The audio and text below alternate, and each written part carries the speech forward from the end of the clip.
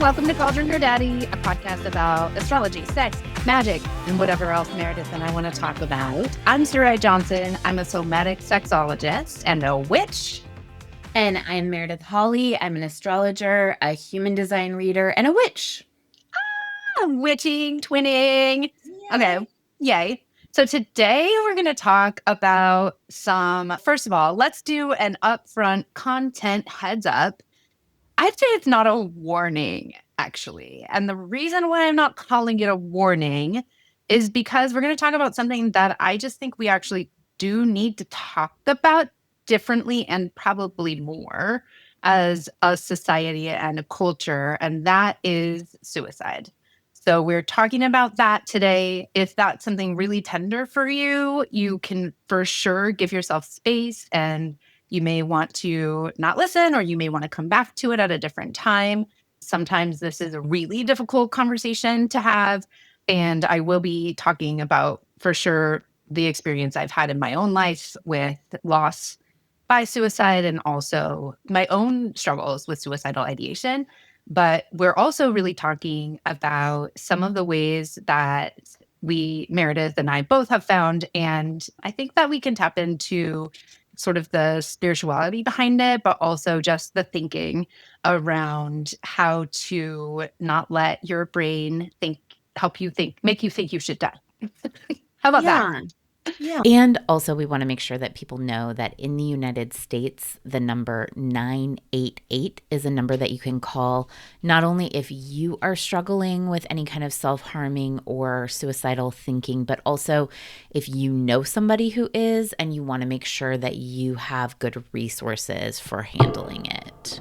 Yeah. And I think, do we want to sort of dedicate this episode to ALKS? Yeah. Well, that's nice. Let's dedicate it to ALKS.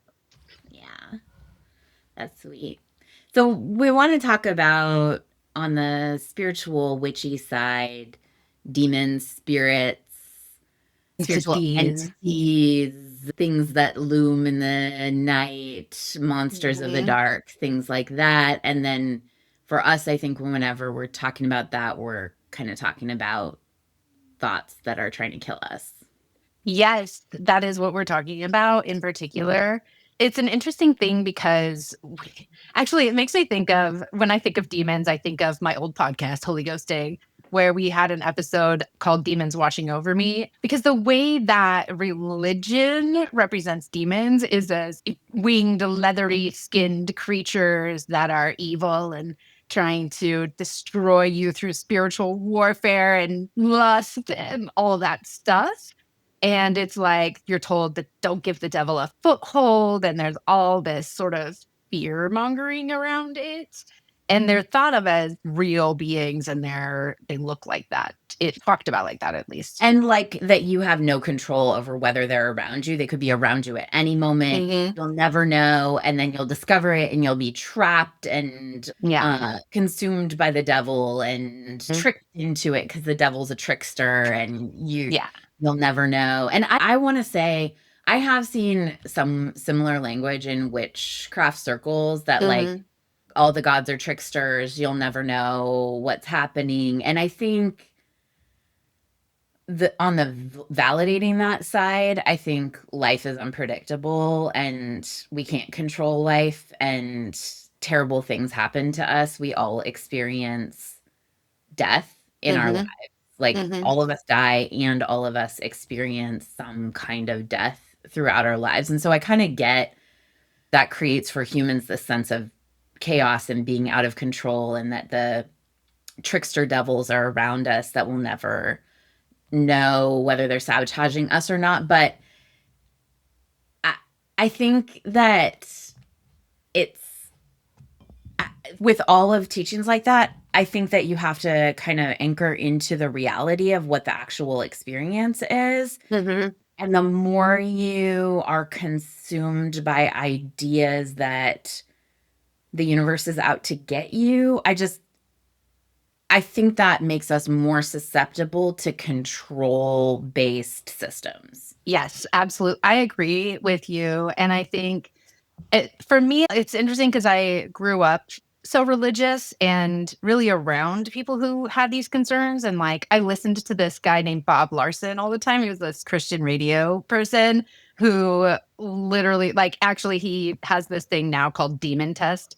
Honestly, if you want to hear the Christian side of it and laugh about it, then you can listen to the demons watching over me episode of Holy Ghosting if you feel like it.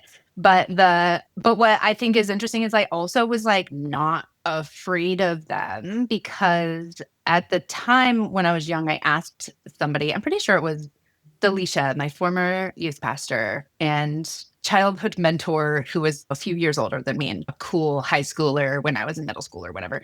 And my babysitter. Yeah, she was a lot of things to me. Thanks, Delisha. Hi, girl. Love you. Okay. One of the things was I was like, how do people get possessed? Is that a thing that happens? And she was like, it's not like it's not like demons can just come into you and take over, because I was protected by Jesus, obviously, at the time. But Yeah. also, it is true. She is correct. And Yeah.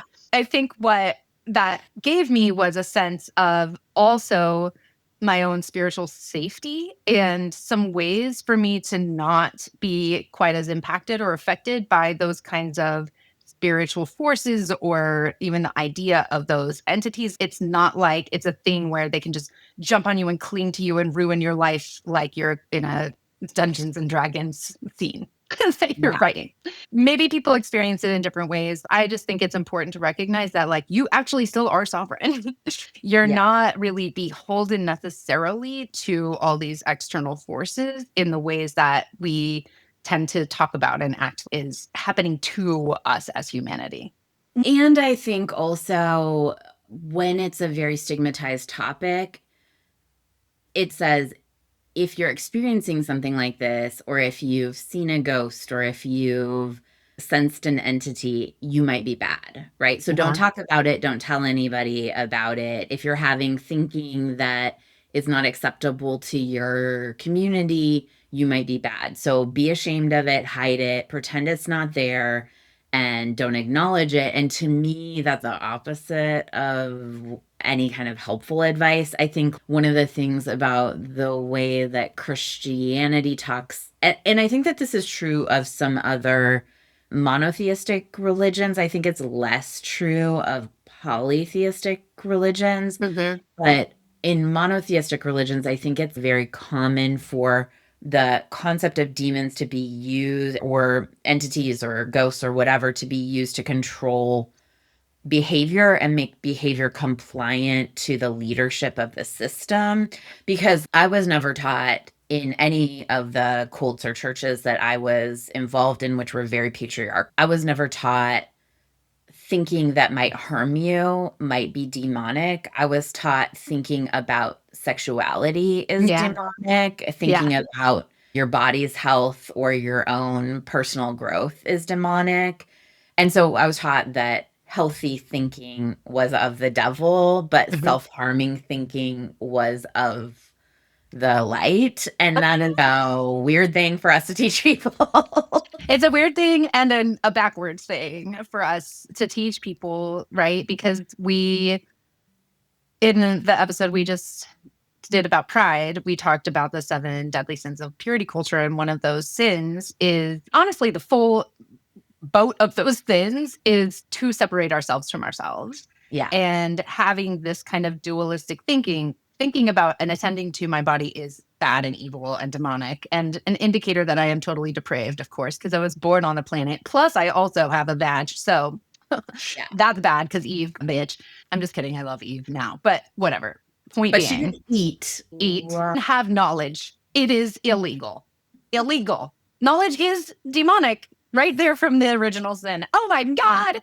Eating a basic bodily need also a sin. Okay, so Right. here we go. That's what we're talking about, the Christian version of this, really. But we are talking about it, I think, in some ways that kind of meld more current psychology along with some of these concepts. And yeah. Yeah. So, I mean, yeah. and our personal experiences, because for me, if I'm testing out any kind of teaching, I want to be like, how does this practically apply to my life? Mm-hmm. The impact model that I use, I always say, neutralize the external reality, look at my thought. How does my thought make me feel? and what does that feeling in my body motivate me to do or not do to impact my external environment, right? And Mhm. is that in line with who I think I am, who I want to be, the life I want to create, right? But to me, one important part, I think we tend to really intellectualize these topics and get really into esoteric lessons about the color of the chakras and Mhm. the saints and angels that rule over different chakras. And for me, when I hear teachings, I'm always like, okay, how does that land in my body? What does it Yeah. motivate me to do or not do? And some of it might just be neutral. It might not matter. But Mhm. like, yeah, I don't know. I Yeah. guess I think that's an important side of things. And also, I do want to talk about our personal experiences is part Yeah. of what I was going to say. Yeah. Yeah. Yeah. Yeah, for sure. Yeah. Yeah. Do Yep. you have, when you were a kid or as an adult, do you have personal experiences with entities, ghosts, demon? Like, how do you think of entities, ghosts, and all that? Okay. When I was in high school, I was at a summer camp and there was like, we went on a night hike with all the campers. I think I was a counselor. I was like 16 when this happened. And so I was there with my best friend and our other good friends who were all in high school taking care of kids who were like 9 to 13 or something like that. And we went on this hike in the woods at night. And then somebody started to talk in a demon-y voice, like they Yeah. show on TV. Yeah. And then people were scared. And so I leaned over to my best friend Amy and in her ear, I just whispered, "Megahinio," which is what John B, the genie on Pee Wee's Playhouse says. Just magic words. Because I wanted her to think I was speaking in tongues and Yeah. she was very scared. And I thought it was hilarious. It was probably evil. I'm sorry for traumatizing you, Amy. My bad. But we shouldn't have done that, maybe. Evil, evil. But I was There's entertained. scary things at So night. You can't do scary things yeah, at night. It's illegal. in the woods while somebody I is know. apparently being possessed. So then we go down on the mountain. All the kids get taken away by some other somebody. I don't even know how this happens. And then me and these guys, and then a few other people are standing in a circle around this other person who's flailing on the ground and speaking in a demon voice. And other people started doing it too. And then we prayed and cast them out, and we all went to bed at like when the sun came up or something. So it was this very intense, weird situation that I experienced, and I didn't really know what to do with it exactly. But I also, when we went back to the church, one of the people that was there, one of our good friends, was the pastor's son. And so we had to have this conference thing with the pastor and all of our parents. And they were like, that wasn't real, and blah, blah, blah. And we're like, okay. Which is also interesting because we were just a church that wasn't super, we didn't speak in tongues and we weren't that way. But yeah, so we didn't really focus that much on the demonic side of things. But that was an experience I had, which now I think about and I'm like, that was probably mass hysteria. That's a real Yeah. thing that happens. But at the time, I was just like, okay, that was weird. But it also was in some way empowering because I felt like I was standing and I was facing away. We were standing in a circle facing out from the people that this was all happening to. And the youth pastor who tried to tell me that we should get married when I was 16 and he was 23 was casting out the demon. So it's like, I'm very romantic. Aw. He and I sat on a wooden fence after that and debriefed. And isn't that gross? Actually, Yeah. ew. Yeah, Yeah. that was the upsetting part of my story. All right, go on. Grooming. Christians invented it, you guys. They love it. They did. It's I'm sorry. true. I'm just going to say mean stuff about Christians a lot. So if you are one, forgive me. I probably don't mean you. Way to backtrack. Now I have no respect for your stance. I'm just being honest. I probably do mean you, but no offense. Okay, anyway, you can be a Christian. It's fine. Just don't I tell don't me know. about it. I feel like I got a lot out of my Christian years, and it was like a good structure for me at the time that it was good. And Mhm. also, grooming is a widespread experience in Mhm. Christianity that all of the structures need to take a look at. And it's Gotta not do limited it. to Christianity. However, True. it Where is. else do adults have access to random kids that don't belong to Yeah. them? Not Yeah. very many places. Yeah. That's true. It's, So, it's a guys, serious problem. Yeah. be careful. That's why we don't take our kids to church. Yeah. Did you ever see ghosts or anything when you were a kid? I never saw ghosts I believed in ghosts, but I wasn't afraid of them. Yeah. I didn't think they were scary. I think because I was like, if ghosts are people whose soul is trapped here or something, and they're like an agitated ghost, it's not that they're trying to hurt me. Like, what do they care about me for? It's not their problem. That's what I always felt. It's just like, that doesn't have anything to do with me.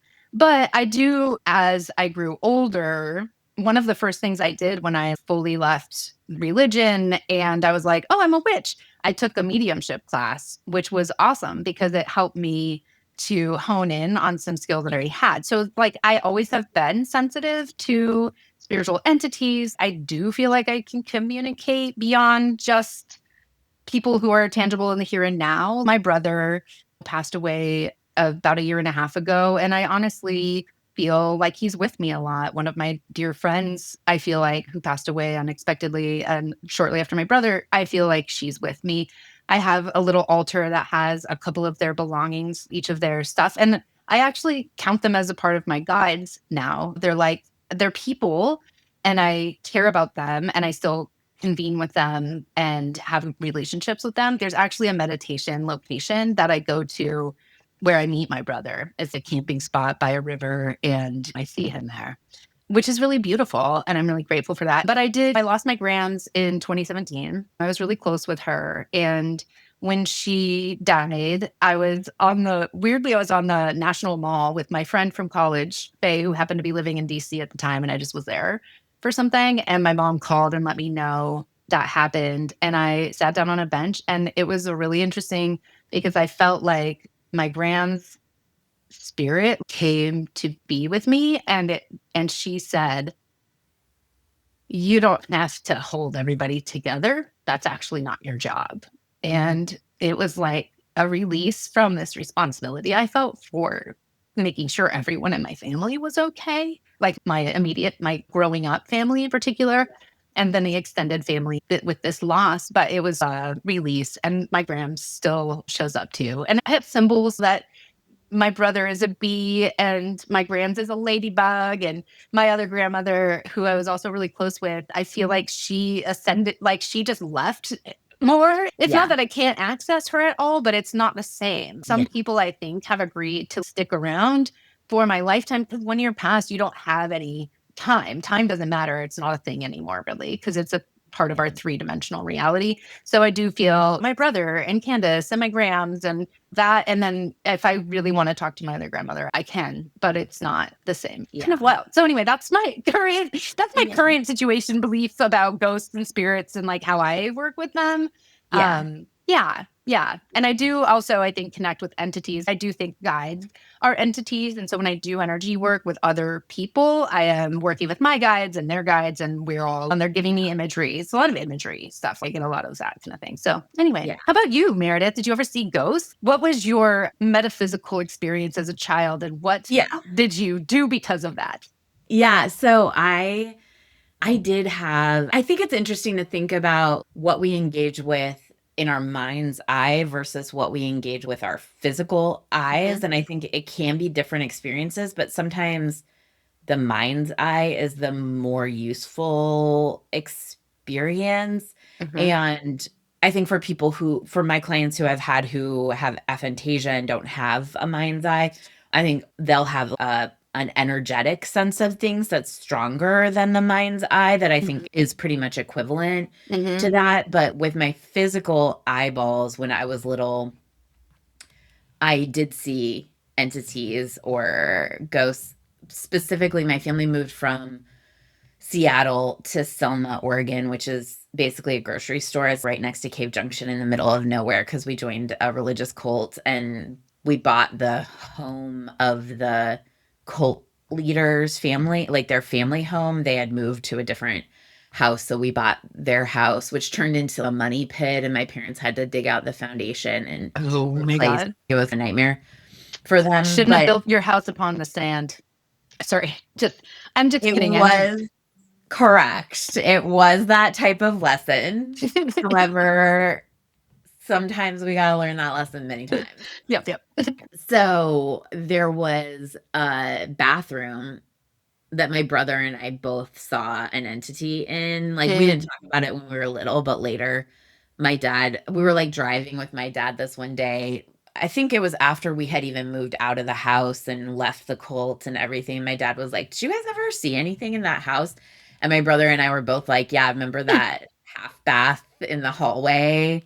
There's always something there." And interesting. it was an entity, it wasn't a ghost. It was like, and so the way I think of entities is it's like there's a dynamic that exists among humans that starts to take on its own life form, Yeah, like its own sense of being. totally. Um, like a codependent relationship can have, I think, creates an entity. I agree. 100%. Totally. And it's not, I don't mean that in the sense of you have to do magic words to and Right. special things, except that enforcing boundaries is magic words in some ways. It It is a is. spell that you cast. It is a spell. It is. It's a taking up your space Yeah. spell. Yeah, Yeah. totally. Yeah. So there was that. And then also years later, my family went out to dinner and brought one of my best friends. And it was, I can't remember the restaurant's name, but it was in Grants Pass, Oregon, and it was kind of out Rogue River area, and there was like a dollhouse in front of the restaurant. It's A creepy. super creepy thing to do at your Super creepy. restaurant. Super Yeah. creepy. So we went and had prime rib, and then we like It's so weird. I actually thought you were going to have prime rib at this restaurant. Like, I yeah, have a picture of it in my mind, and I'm like, this is definitely a place that's going to serve some prime rib. Okay, go on. correct. Once you learned that there was a dollhouse out in front, you knew that Yeah. there was going to be Grants prime Pass rib. dollhouse is going to be prime rib. That's the Right. equation. Correct. You know what I'm talking about. So we came out, and my friend and I were running around. I was probably 9, and we were like running around the dollhouse. And then I looked up, and the doll looked Oh, at me. And I was yeah. like, we need to leave. And then we're in the car, and my friend was like, that doll looked at me. And I was like, me too. That was not okay. Yeah, no, thank you. I don't want a doll No, looking at me. no, Yeah. no. I don't Yeah. ever want a doll to look at me again. That was it between me and dolls. Now I'm a no to dolls. So I don't know what Absolutely. that deal was. Yeah. That might have been mass hysteria because we were running around like crazy. Who knows? Who knows? Yeah, I was like, I don't know. It might be a little creepy.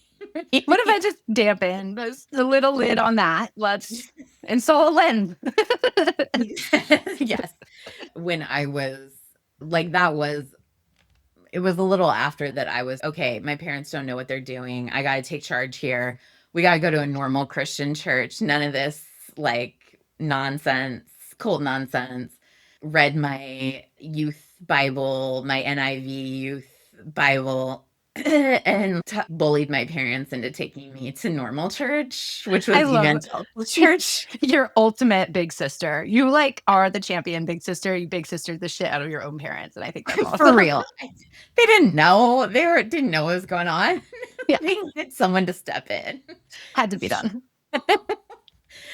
So we went to this mega church, and I was like a very sensitive kid. I have 4 planets in the 12th house. My personal planets in the 12th house. I have moon square Uranus, Neptune trine all my personal planets. I was a very sensitive kid, and we would go to this mega church, and there would be just thousands of people, like 10,000 people at the church. And I remember we were in this outdoor amphitheater, and I was just walking around one day, and I was like, oh, I'm actually gonna go crazy if I can feel all this energy all the time. I was actually Yeah. worried about it. I was like 12, and I was like, I can't do this in this group of people. I cannot have this. And I prayed that I wouldn't have those sensitivities anymore. And I felt it completely shut down. Wow. And so that was in that moment, just all done. Yeah. And so that lasted until a few years ago. I started being like, maybe I'm going to open that up. And then it turns out that also happens almost just as quickly as shutting it down. And then you're like, oh, Oh, hi. Yeah. And I that's when don't know if we you need all this information. totally. Maybe That's when there's you middle learn how ground. to like install little hatches and Yeah. closing doors and when to open and when to. It's like the sovereignty of your space, including your own body and senses, is really important. And if we aren't able to put those boundaries in place while or before even we're dabbling in how do I want to strengthen my clairvoyance or my clairsentience or whatever it is, then yeah, it can be really overwhelming. Really overwhelming. I have a law mentor who got me connected with an energy reader that she used, and she would say to me like, "Oh, I just have been talking to the energy reader." Her name is Eliel Finn. Everybody should go see Eliel Finn. She's wonderful. And I was talking to Eliel, and I was just like, "Why don't I have all the spiritual, intuitive information that you have?" And Eliel was like, "Do you want that? Listen, come on." Like, you're not going to be able to do 95% of what you do during your day if you had that. Yeah. Think about it first.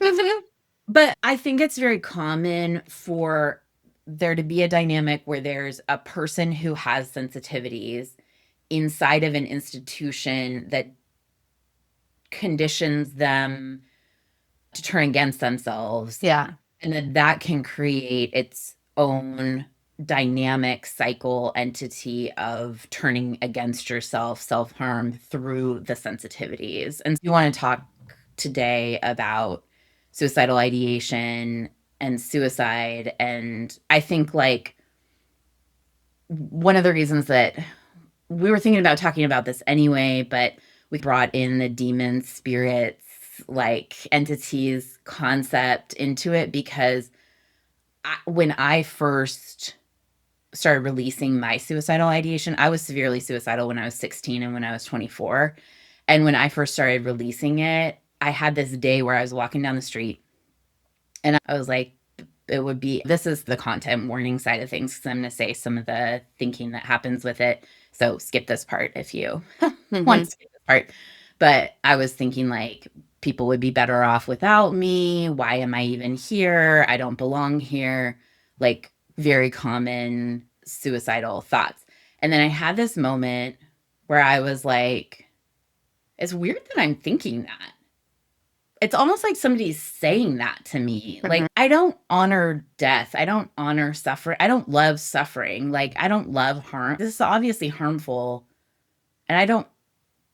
And then it just like almost was like I had this like screen lifted, and it was like there was this entity that was like a childhood friend who was hanging out with me saying that stuff to me. And then once I started seeing all of those, that narrative as not me, as honestly in my mind at that time, in my mind, it was like a spirit, a demon, an entity who was a good friend, who was like a BFF from childhood. Totally. Like I just had this image of playing with blocks when I was like a 2-year-old with this friend who was like, they'd probably be better off if you weren't here though, right? Yeah. And I was like, I don't have to be friends with that entity anymore. Like we're not, that's not a friendly way to be. We could just not be friends. We could just not be. It's interesting. That is a really interesting thing. And I think of internal family systems. And one of the things about protector parts is there's like managers and there's firefighters. And one of the things I've heard about firefighters is that they're going to react to things that you feel are emergency level life or death things by escalating your reactions and your responses to things and up to and including suicide, right? It's like this is the escape hatch, people think. Or it's like it is an entity driving that kind of thinking. And I think in general, intrusive thoughts, we over identify with our thoughts. Like I think we are our thoughts a lot of the time, which isn't true. Thoughts happen. For any of our thoughts, for any thoughts, our positive thoughts, for our negative thought, for the whole range of thought. I'm going to win $1 million tomorrow. I love the blue sky. I'm good at washing dishes. My mom is mean to me. All of them. Yeah. We are not All them. thoughts, we are not them. So I think that's a big part of it too. And I think the stuff that we talked about yesterday around how purity culture turns yourself against yourself and separates you from yourself. Yeah. So intrusive thoughts, I think in general, are foreign objects and they're in a way an entity that you can allow to dissipate or to shift. And some of it is ingrained because it is a part of our conditioning, but when you start to recognize the story, you start to recognize the song they're singing to you, then you can start to separate yourself from that. It's not me, it is this idea that keeps coming back Yeah. to me in an attempt to keep me safe. And that is Yeah. actually, I think, what became really clear to me when my brother died, because my suicidal ideation was with me for as long as I can remember. But in particular, I think the first time that I really thought about it was when I was like 11. And then it just kept happening periodically. And then I've had depression for a really long time. And one of the things about depression that's really hard is that it's your energy goes to helping your brain not want to kill you, basically. It's really wild. So there's a lot of struggle with that. But for me, I realized when my brother died how much I actually felt relieved or comforted by suicidal ideation. It was a friend, like you said. Mhm. It's like it was a friend that isn't a good friend, not a great Bad influence, friends, bad not a friends. cool influence, right? But it's a maladaptive way to cope. And for me, I also being raised religious and having been raised in a socially acceptable death cult, which is Christianity, Yeah. we were obsessed with death while also pretending like death wasn't real. Like Mhm. that I think is a part of it for me also. Well, yeah, I think for me, because I didn't my family wasn't exclusively in Christianity, but I think one of the reasons, I think it's layered because I think Mhm. that original experience for me, where I first separated from it, was like it wasn't me at all. Not like it was even a firefighter part of me, because I've also Right. had that experience Mhm. later, Mhm. of just sort of being like, oh, my firefighter's on board. And almost like my firefighters calling out the entity to come help and support so we Yeah, can indulge in some suicidal ideation here, because we might totally. feel better that way. Like Yeah. it might actually solve this problem. And I think both can be true, but Mhm. my parents were narcissists in different ways than each other. But the way that my dad was a narcissist was a very grandiose narcissism. And he would say things. I'm saying he would say things because I can remember a handful of times. It wasn't like every day of, you hate me so much. I'm a terrible father. Maybe I should just kill myself. Like, Wow. or to my mom, or tangentially. It wasn't always directed at me, although I was a pretty big trigger for him. And I think when adults say that language, to me, it is like casting a spell. Our words are casting a spell at Yes. all times. And when adults cast a spell like that around a kid, that's why I feel like it was a childhood entity that was hanging out at our house a lot. I agree with you, and I think that in my family, it is an ancestral entity. My Yeah. my dad had a spell like that too. He would always say, and it was a joke, but not a joke. Yeah. Oh, untimely death, like Yeah. dramatically, jokily, but also like life is hard and then you die. I Yeah. mean, these are all things he would say, and I think it does implant something in you that makes it so that is what. Acceptable. Yeah. Yeah. And a joke, maybe. Oh, Yeah. whether Yeah. we live or die. Sure. Yeah. Yeah. I think it also is I think it's also a way to bypass. It's a way to bypass your dealing with your emotions or handling things that are coming up in your life. Yeah. It's a learned helplessness response more than anything else, I think, for Yeah. me. So I've gone through different layers of how I label it. Like I did Mhm. at first in my 20s when this happened, I labeled it as an external entity. I then labeled it as like a system of thinking that was like a poisonous pet that I was Yeah. like constantly feeding and cuddling, although it was Mhm. biting me, right? Yes, right.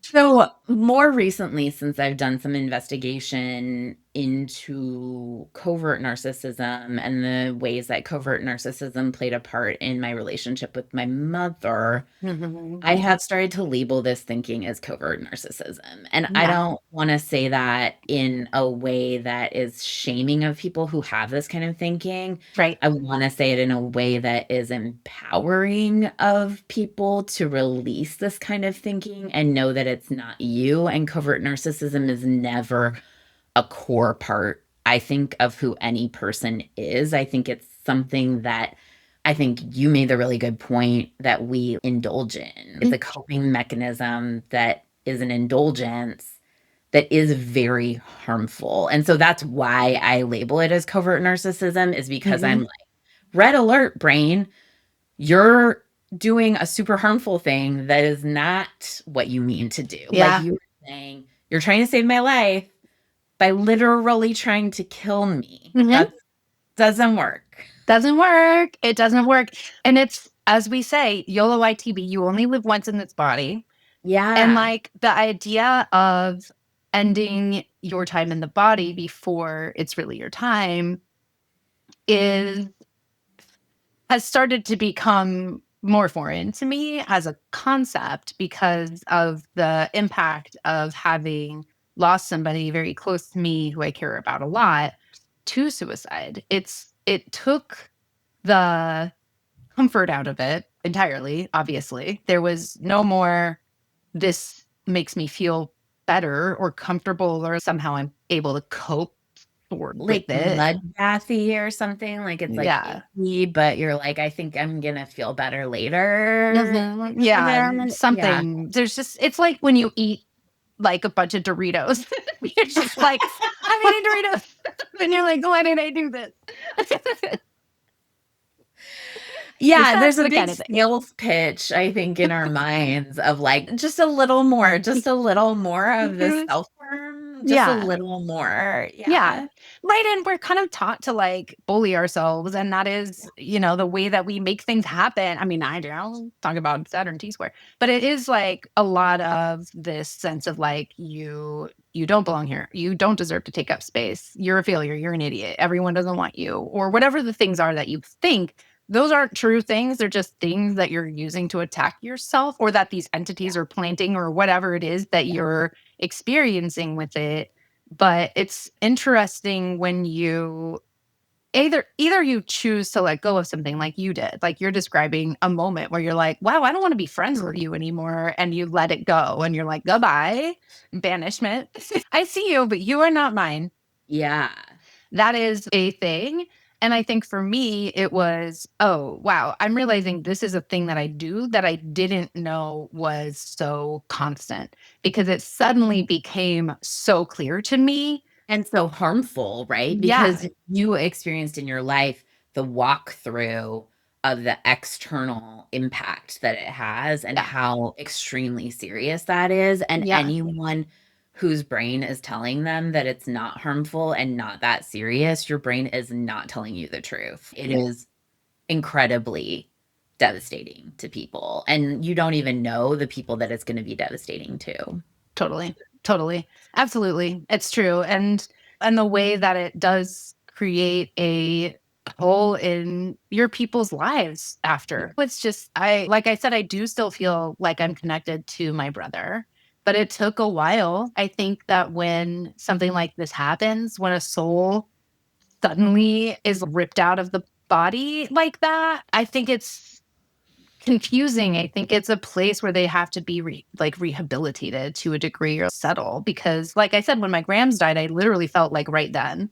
okay. Like she's with me, I do feel her. With my brother, it was different. It was it was quiet for a while, for probably a month or something like that. And then I started to feel I like, think even okay, longer. I yeah, think it was even longer than that of might be. just our conversations. Yeah. Yeah.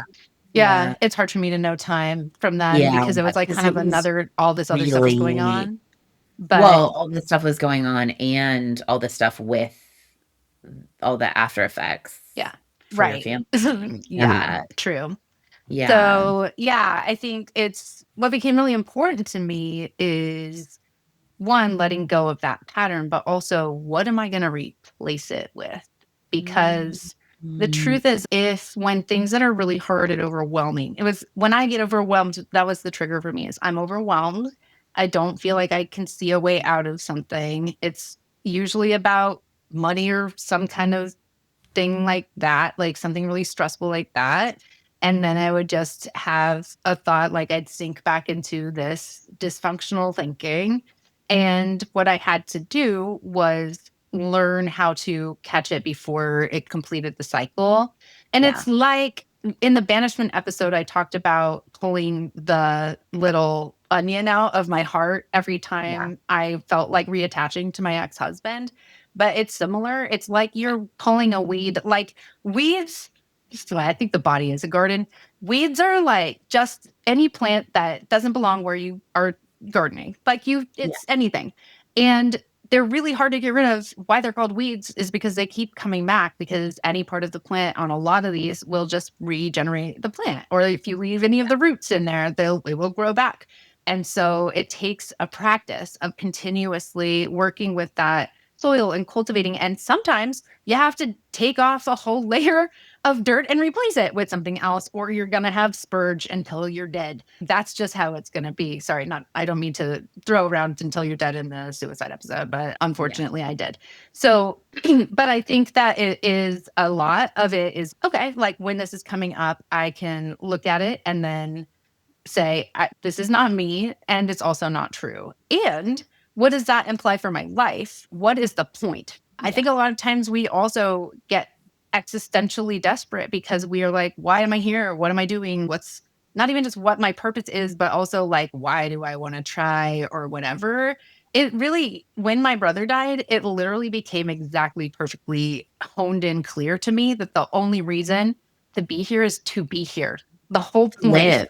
is to To live. actually live and be you. And I think that there is something really profound, even though it sounds really trite, about acknowledging that it's important to be fully weirdly you, like Mhm. fully mistakes, failures, showing up, trying, like Yeah. honoring yourself, honoring who you truly are, even if other people hate it. I just think that's so important. And I think it's also important to acknowledge that self harm type of thinking, any thinking that's, I better be smaller, I better not be that, I better fix this about myself, I better comply, they don't like me, so I should change, like all of that kind of self harm thinking is, like you said, protective thinking. It's Mhm. parts of ourselves that are trying to protect us. And then you have to walk through whether it is actually true. And that is such boring work. I know we've talked about this before, like the pulling the weeds that you're talking Mhm. about is super boring. I do thought work every day because I've realized that I journal and I'm just like, what's going on, brain? What are you thinking about?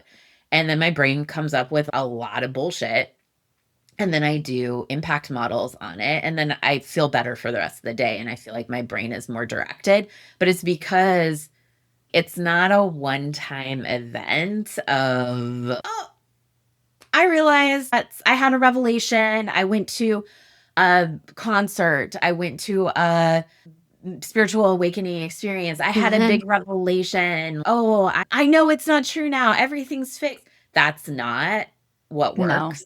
Conversion experiences are rarely a permanent change. It's usually, it could be an epiphany, but it's honestly like more of a, yeah, I just don't really believe in them. Yeah, I think Frankly. I think that they're very emotional experiences. I Mhm. think that they can be an initiation Yeah. of a change if I you think do. initiation is a much more honest way to think of it, and it is witchier. So let's go with it.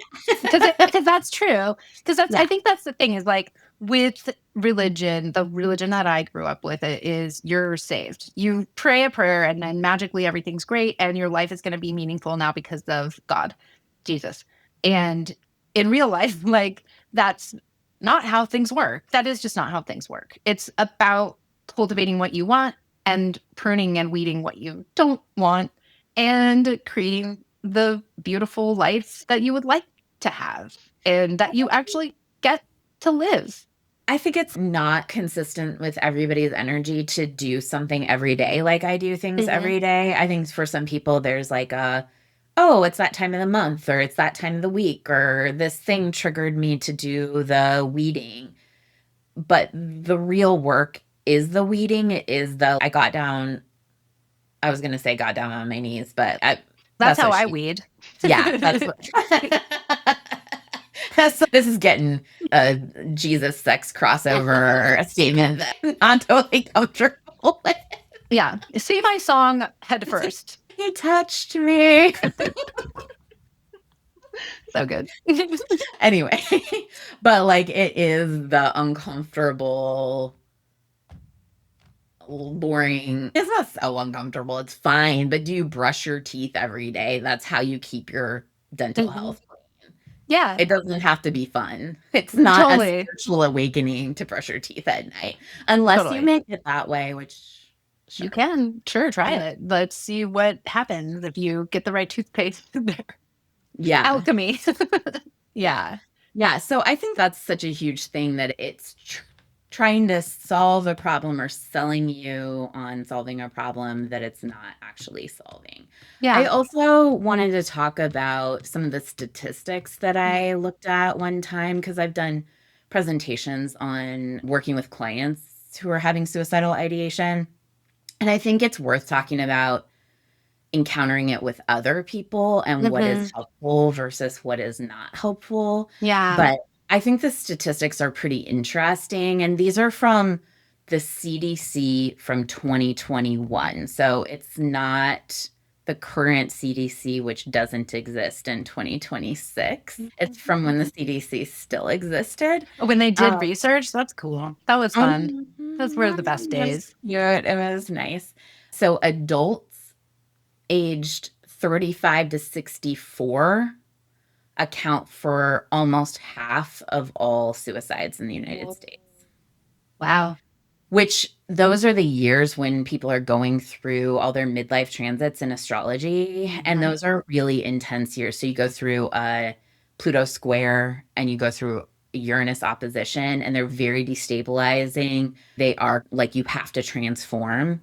And when people are like culturally forced into systems that say you have to just comply. Like the Navy, where my brother was. Yeah. Exactly. Yeah. Exactly. It's so traumatic to Yeah. realize you have to transform and you Yeah. feel like you have to lose everything and that you're already going to lose everything. So can you tolerate it? Right? Right. And then what's on the horizon? I think that a lot of what happens is that we don't believe that we have the power to change our Yeah. lives. And if just because you don't have any other ideas sometimes, but the truth is losing parts of your life that are unhealthy for you. Let's say Yeah. it's a workplace. Let's say it's a relationship. Let's say you move. Sometimes things we choose, sometimes they happen to us. And it can be disruptive, but it is also really within our power to curate and decide a lot more than we realize.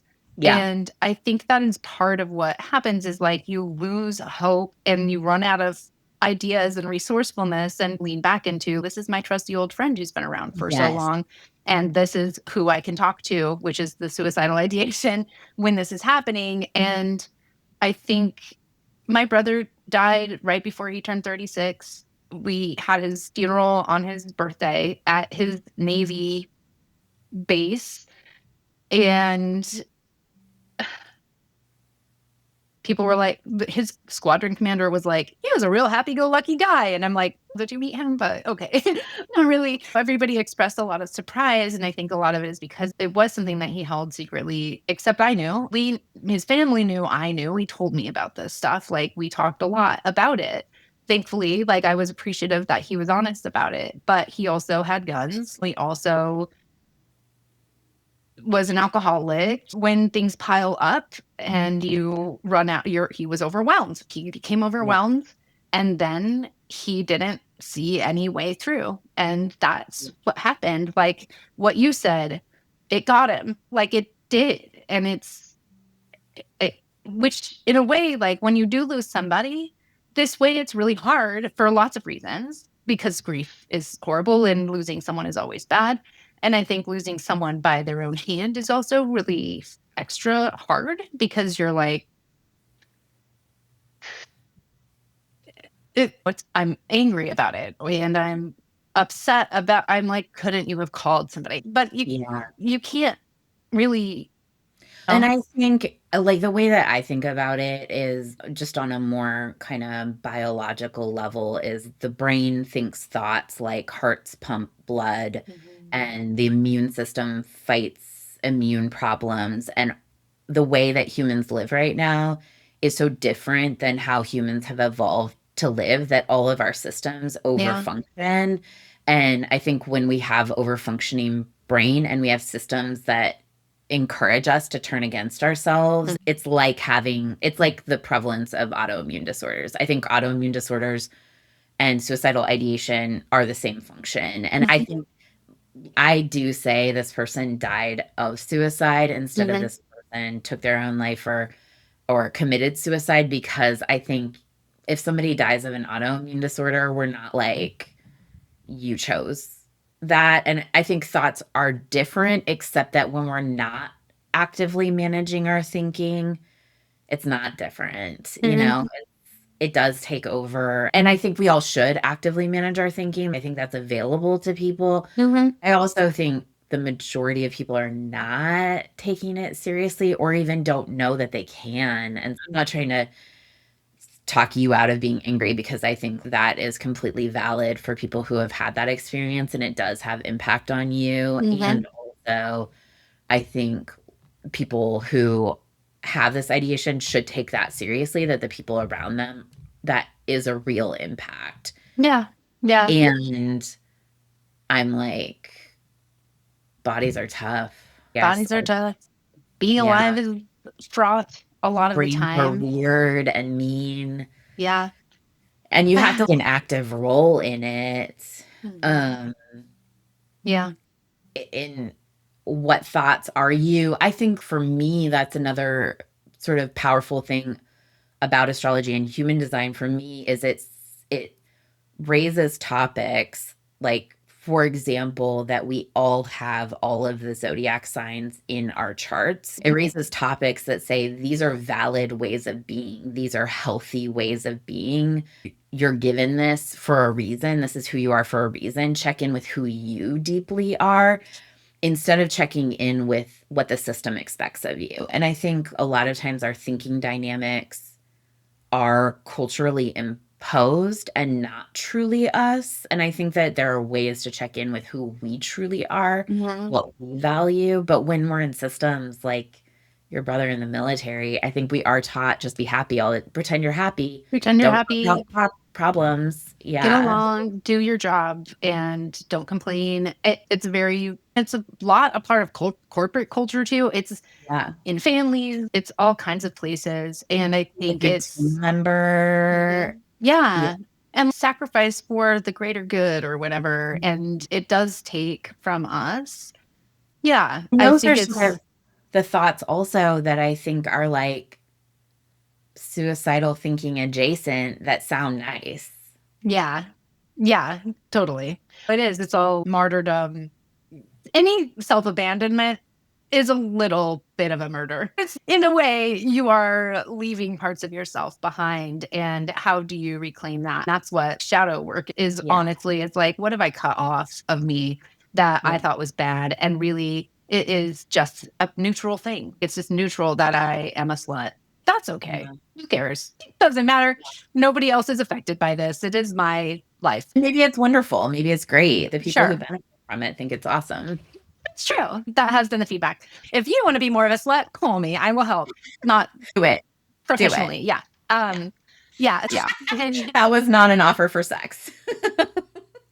just to clarify, sexology is not the same as me offering it directly to you. But yes, I can help you figure out your own stuff. But honestly, a lot what you're saying right now is really the bottom line of everything, which is if we've been intentionally separated from ourselves by culture, by workplaces, by whatever the systems are that we're all a part of, that benefit from us being disconnected from our real power, our own selves, just every part of that, we then are able to change everything about our life. Like, how do you want your relationships to feel? What if you start by having more intimacy with yourself? Part of why you don't feel good in your relationships is because you don't feel good in yourself.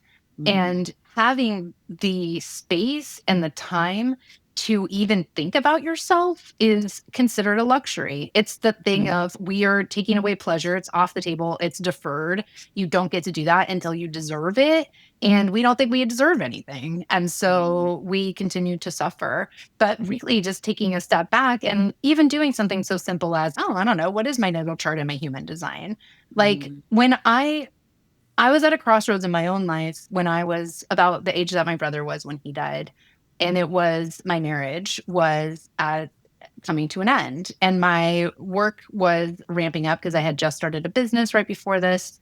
And that's when I met my mojo coach, who I later worked with. But she gave a little talk at this event I was at, and she was talking about how we're disconnected from our bodies. And I was like, that's true. Whoa, I didn't even totally clock that.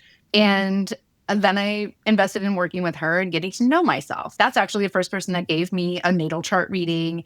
And we did all this work on archetypes and what roles am I playing and what's the energy behind that. It was so amazing for me because it gave me this space to actually get to know myself in Yeah. a way that was different than how I had been trying to tame myself and Right. control and manage myself, which is different. Not to get to know the expectations of you as a shell who is like a worker shell. Yeah. Right. A mother, Right. yeah, whatever thing you are. All the A identities that labor you call provider. yourself, Right. they are parts of you, but they're not the whole story. And what understanding how the different parts of you connect and what they're about and what holds you together in between is a part of the mystery. That's part of the enjoyment of life that I think you Well, get and to what do. is deeply aligned for you? Because I ultimately think that when we can align, and this is why I call the business fourth cup, is if we can align our minds, our emotions, our physical bodies, and our spirits, that is when we feel magical, when we have magic, when we are our most powerful selves. Yeah. But I think it's challenging. It's legitimately challenging. And I think living in structures that tell us at least talking about spirit is bad, having spiritual intuition is bad, having a spiritual being, having feelings is bad unless they're compliant, having a body that has health issues is bad. You should only be a mind, and mostly your mind should work against you. 100%. Yeah, because your Yeah, mind's job is to whip you into shape, make you be right. productive for capitalism or whatever, or for Right. your family, or for whoever else you're trying to please or fawn to, or whatever your motivation is, or the requirements. Because sometimes we do have lives that take a lot of us.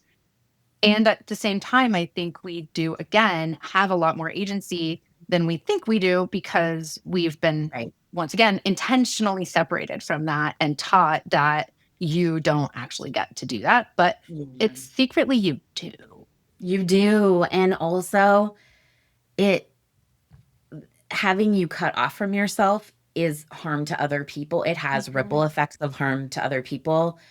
And I'm saying that as the small self-harms, the small suicides we do of I couldn't possibly do that, or I don't want to make anybody uncomfortable, or like all these small ways that we cut ourselves off. Those cutoffs don't share our gifts with other people. When we are fully ourselves, there are ripple effects of impact that's healthy to other people also, even though it's scary. And we also do lose some relationships of people who want us to be nothing and coerce us and extract our labor. It's worth it, is what I'm trying to say. Yeah. The Yeah. next statistic that I think is really shocking, suicide is the second leading cause of death for people between ages 10 and 24. Oh my God. And this Oh. statistics were taken during the pandemic, and I think that was a big issue. But I think for Gen Z, the pandemic has had real impacts when you're not allowed to go, when it's feels dangerous to go connect to people. Totally. That's another way that we can feel cut off, and that can be really unhealthy. The identity-based increased risks for suicide are non-Hispanic American Indians, Alaskan Natives, and LGBTQIAS2 plus people. So this is a Pride Month episode also of, and I think like for queer people, that is a big identity that's targeted as this isn't providing sufficient labor for the machine. So you have to pretend it's don't say gay. Fully erasing the ability for people to even identify as trans. There's so many ways that we are trying to stifle and shut off and cut off and suffocate people who don't comply with heteronormativity, with all of the hegemony that exists out there that tells us how we're supposed to be. Right. Yeah. Men are 4 times more likely to die of suicide than women. And the statistics didn't include trans and non-binary people, obviously, because systems. We don't have systems for that. But I think that it's interesting that this is such a predatory factor on men, because I have seen some research that has said that testosterone is linked to status quo enforcement. And I think men are very susceptible to being locked into the importance of the systems. And it is a major life threatening issue for men. Take this seriously. Men are not exempt from this. Yeah. Obviously. Not exempt / maybe even more at risk. It's interesting. Like, it makes me think of the male loneliness epidemic. Yeah. I've been really thinking about it a lot because I think it is a lot of Gen Z men, I think, are impacted by it. I think what happens is it is hard because we live in a different world than we used to. COVID did mess everything up, and we do have different ways of being now. And I think when people are looking for comfort in another community that is predicated on this sense that I'm thinking incel first, of there's needs we have as people, and then there's like an entitlement to believing that's something that you should just have. I think, I think even the term incel speaks to that entitlement, right? Totally. It says so it's involuntary celibate, which means I'm entitled to sex from somebody, but I'm not getting it. And I think it also is a serious dynamic of suicidal ideation of people should be reacting in a certain way to me, and they're not. So it means I'm bad. There's something bad about me. It means I'm worthless. That's where it turns into that black hole of the covert narcissism, when we don't mean to be doing that, but it does create that, I think. I think it does too. And it's really dangerous for them and their own health, and also for people around them. It's a scary thing. And we seek out comfort, and then we end up in an echo chamber that continues to reinforce things that keep us actually stuck and not solving any of those problems, instead of saying, okay, like, stepping back for 1 second, like, how much of this is really about how I'd like to show up in the world? Like, how do I want my life to be?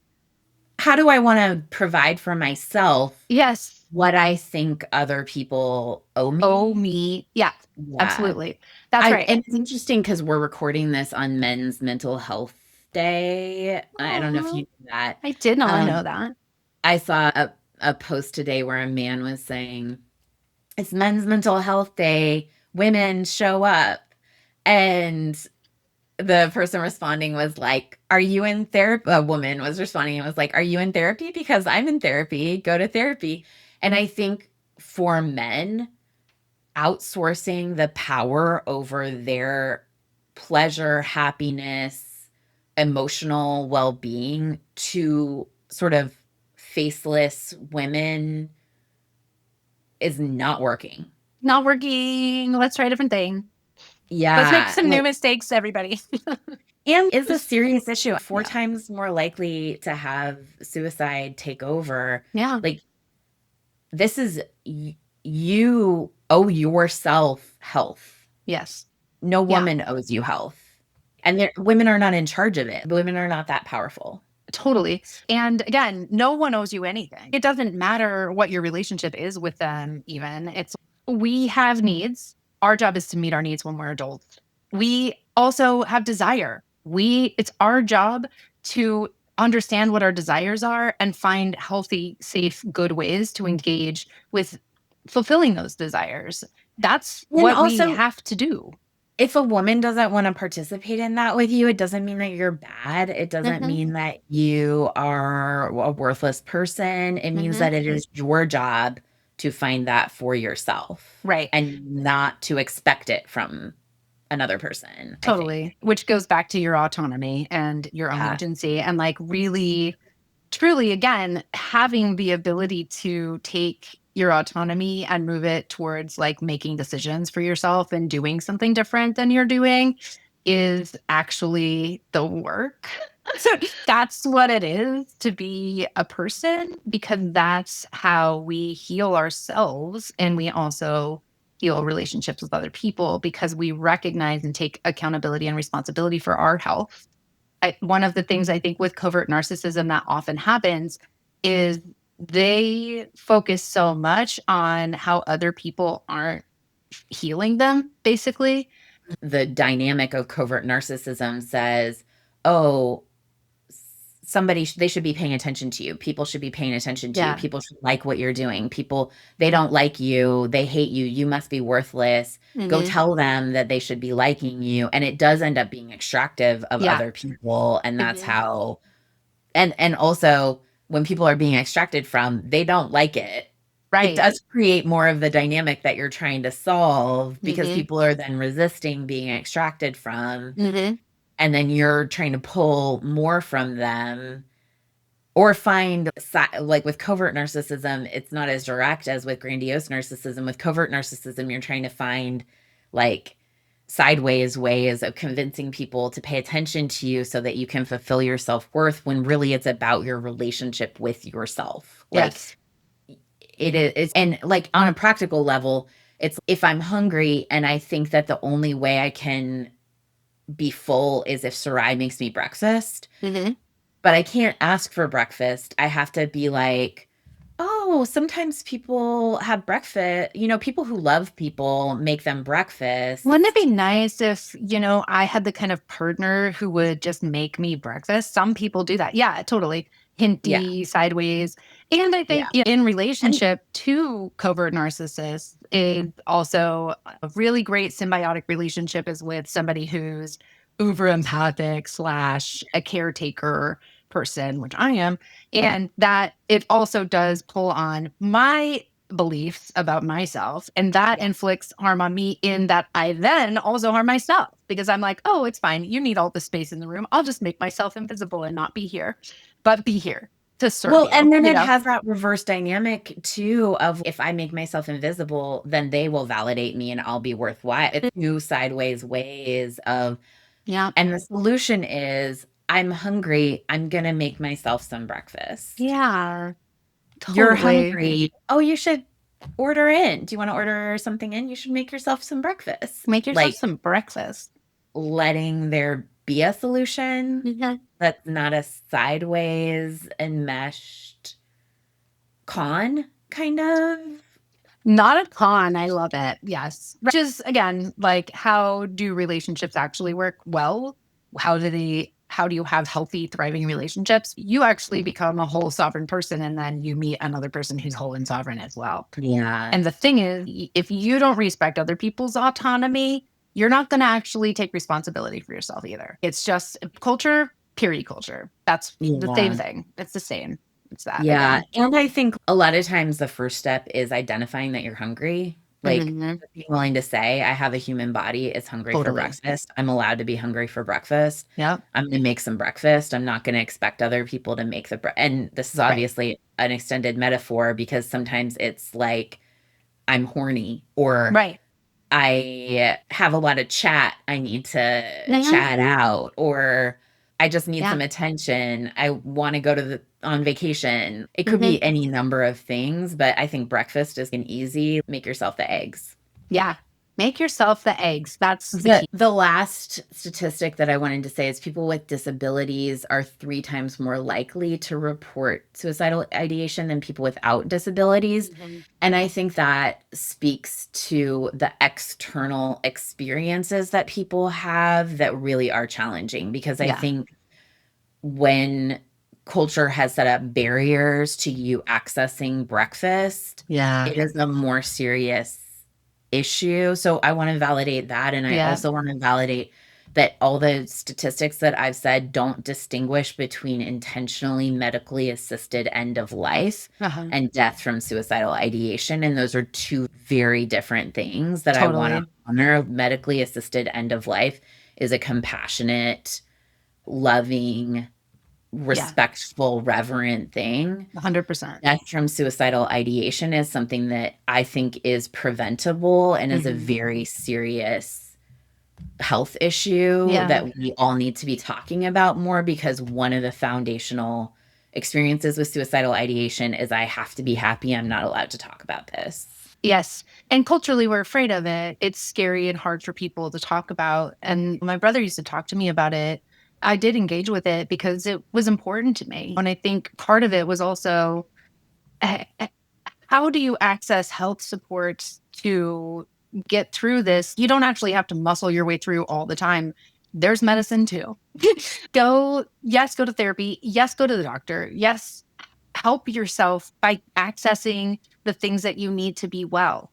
Yes. Suicidal ideation as an autoimmune disorder, as an entity, as a whatever, is something that can be handled and dealt with. And I think most importantly, it's not that it's you. You're also not the only one having this problem. And I think culturally, I think it's become even worse for us to talk about because a few years ago, that show 13 Reasons Why it came out, Yeah. and then it was glorifying it. And I think obviously we shouldn't do that. It's not romantic. Let's not romanticize this. Reality is like it's really gritty and it's really real. And it's also something that can be healed and changed and shifted. And a lot of it is recognizing that you exist outside of these things that try to hold you hostage. Yeah. Your spirit cannot be contained. All of who you are is not defined by what you do or what group you're in or whatever. This is something that you get to self discover. It's who are you? You get to find that out.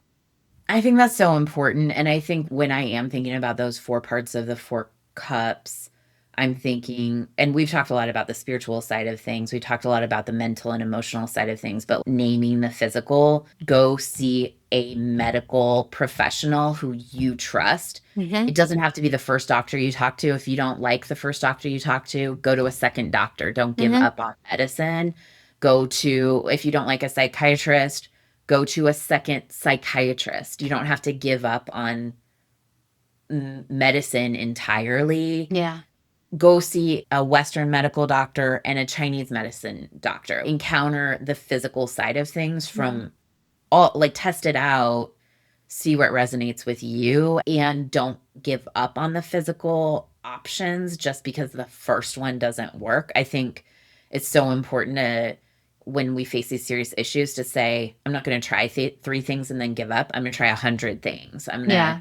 continue to try to encounter this from all the different angles so that we can. And I'm passionate about this because I think I haven't said this yet, but when I was working at a law firm that was like a traditional plaintiff side car wreck, medical malpractice, doing civil rights work, I I started training, doing life coaching and doing this thought management work. And I had a number of clients say, I can't access therapy supports, but I'm really struggling. And I was like, I'm not a therapist. I can't be a therapist for you. I can put structure around our conversations though and introduce you to some coaching tools. Mhm. And I had 4 people in a year tell me that they were too embarrassed to tell me about it at the time, but they had been suicidal and that the thought work that we did helped them like save Yeah. their life basically. And Mhm. so one of the reasons I started doing more mediation and coaching full time was I was like suing people, suing insurance companies to get money that they should be paying people anyway. That is valid work because insurance is a fraud. Yes. But being able to introduce people to real steps that can help them live whole Mhm. lives is so meaningful to me. I just really think these things are solvable and that it takes more than trying one thing sometimes. Yeah. It does take trying a lot of things. And I think for me, it is I think there's a lot of combinations of things that have helped me, but I think the primary thing that's helped me is learning how to care about myself, to care about and love myself. I always talk about it like I'm my own pet. I have a body. I care for my body. I enjoy being in my body. I choose to do things that make my life feel lush and full and beautiful because that's what I want to have. And that's what I get to create for myself Yeah. somehow. I don't even always know why or how it works, but it is different. And the way that I feel whole inside of myself and within and unto myself as a sovereign being is really different now than it was 10 years ago when I was my brother's age, when he died, or like how I felt 5 years ago or 3 months ago. It's always evolving and growing. And I think that part of what that does is reconnects us with our own spirit. We are infinitely resourceful and creative. And if you can think of whatever wild thing that you feel like inspires you or gives you enjoyment, do that. Have fun. Enjoy your life. It is here for you to live. If you're not enjoying your life, then you get to change that. You can. In fact, perhaps you must at some point change something that gives you more enjoyment and joy itself and just pleasure and the ability to be here right now with what is without needing to solve that or feel whatever negativity you need to feel about yourself or whatever. It's just, yeah. Yeah, and I think that part of it is being willing to feel the sadness, the Mhm. grief, the anger. Part of Yeah. living whole, being whole is being annoyed and being frustrated and being Uh-huh. angry and having Allowing those. all of it, right? Yeah. And I think a lot of times it feels inaccessible to people to embrace a more pleasure Yeah. filled life, a more full life because it's so vulnerable and Yeah. the thoughts, the self-harm thinking feels not vulnerable, but Mhm. the reality is the opposite. Yeah. Being vulnerable by adding healthy things into our lives is ultimately safer. Yeah. It is ultimately safer, right? And I think in some ways, like allowing ourselves to feel all of the feelings that we have, including the anger, the frustration, or the whatever, like things that are poking at you, does allow us to actually confront and make those decisions instead of choosing not to choose. Yeah. Because again, that's an agency question. I can know that something needs to change, but I can just wait here and not change it and suffer because I maybe don't recognize that I actually do have the power to take the step forward for myself. And you do. We all do. I mean, that's the whole point of being a human being with a body on the planet right now is to be here and hopefully to make the world a little better by you feeling a little better. Like Yeah.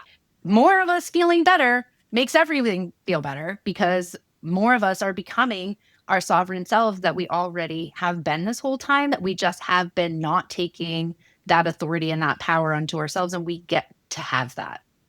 More self-harm thinking creates more harm, more suffering creates more suffering, Mhm. more pleasure creates more pleasure for everyone, Yeah. more creativity creates more creativity.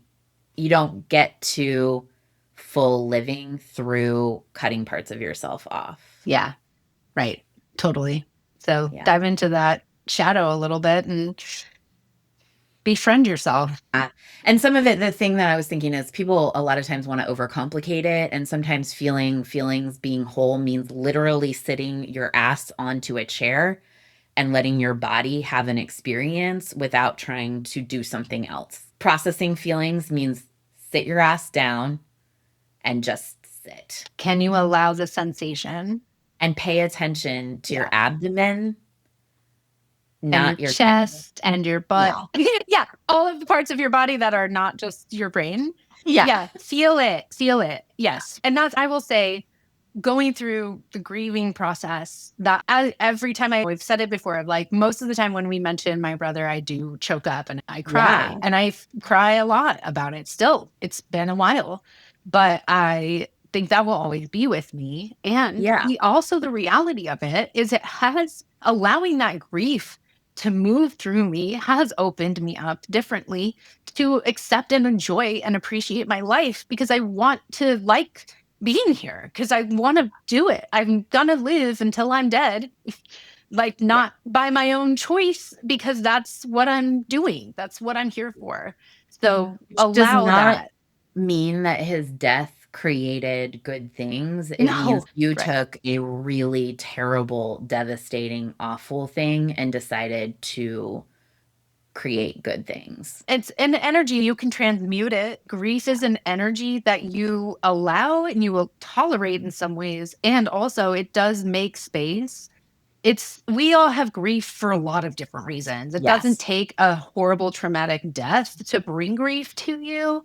It's there probably underneath the surface a little bit, and some of healing is allowing those feelings to just happen and not judging yourself for having them and being with them. And again, it does for me, it has led me down the path of, okay, like I could choose to be all kinds of different ways about this and respond to it in all kinds of different ways. But the bottom line for me has clearly been, okay, the point is literally just to be alive. I'm going to just Yeah. be alive. That's my one And to be promise. you, to be And to be you being me. alive. Yeah. Yeah. Which To is live special. my life, to live it. That's to live your life is more than just existing and doing your job and feeding your kids and whatever. It's like, Yeah. you choose how you want your days to be. You choose your life. You get to live it. I'm glad that you're living your life. Me It too. I benefits appreciate you. that. I'm glad you're Yeah. living your life too. Oh, yay. Butterfingers. Glad that you're living your life. He is. He really wants to sit on my lap while I live my life. Yeah. Hi, little buddy. Lesbian. He's a good kitty. Yeah. If folks want to dig in more to this very sensitive topic of living their lives, even if they've been taught or indoctrinated not to, how can they get in touch with you? Oh, please go to my website, saraijohnson.com, and you can contact me through that. You can get the quiz to map your desire and understand what's happening with your energetic system and your sovereign power. And there's also a podcast there for you called Your Own Divinity if you're interested. But honestly, yeah, I think that if you're in a place where you're like, oh, wait, I could live, cool, you should call me. That's my jam. And giving yourself that permission to care about yourself enough to invest the time and energy into it is a really powerful step. And Yeah. honestly, if you're somebody who thinks, oh, this doesn't sound like me because I've never made a plan for self-harm, this doesn't sound like me because I haven't taken action. I would really challenge you. Most people that I talk to have some form of this or another, even if it just sounds like I don't want to make people uncomfortable or maybe people don't like me. Things like that are just so common for how we talk in the world. And it's Hmm. not, it is worth looking at and doing this work on. Don't minimize your situation as not being worth getting help about because it's not whatever the definition of serious is. I just really think take it seriously. Yeah, very much do. And Meredith, if somebody's like, oh, I would like to start to get to know myself, what if I need a natal chart reading and human design could give me some insight? Where would they get in touch with you? They can go to fourthcupastrology.com. And one of the things that I think I like to dig in with people about really is those spaces that we've been taught are bad, like kind of the cultural conditioning saying, oh, this is the bad part of you, but the cultural compliance is the good part of you. Mhm. And really, I just think it's so magical to look at the chart and say, oh, you're a very sensitive person, or you're a very active person, or you're a lot of people are going to think you're too much and you're supposed to be too much for some people, or people aren't going to know about you how emotional you are, but that's a beautiful part of you. And just looking at these things that are really magical, beautiful parts of you Yeah. and saying, the cultural conditioning that says you're not allowed to be this is the problem. Yeah. You being you is not the problem. You being you is not the problem. In closing, I would like to acknowledge my new tattoo that I recently Love got, my it. very first one, which is a memorial to my brother. I love It's it the so Morton much. Salt Girl for a few different reasons, but it says "Tut Tut looks like rain." When he was little, he loved the Winnie the Pooh Blustery Day, and he wrote a song when he was like 8 about "Tut Tut looks like rain." I love your tattoo so much. It's so beautiful. For those who are listening, it's on Sarai's upper arm and it's just wonderful. And we'll post the video of it so everybody can see how beautiful it is. I love it too. Wish I didn't have to have it. Looks like rain. Yeah. Makes me think. Makes me feel. Yeah. Love to everybody. Love to Alex. Thanks for being with us, Alex.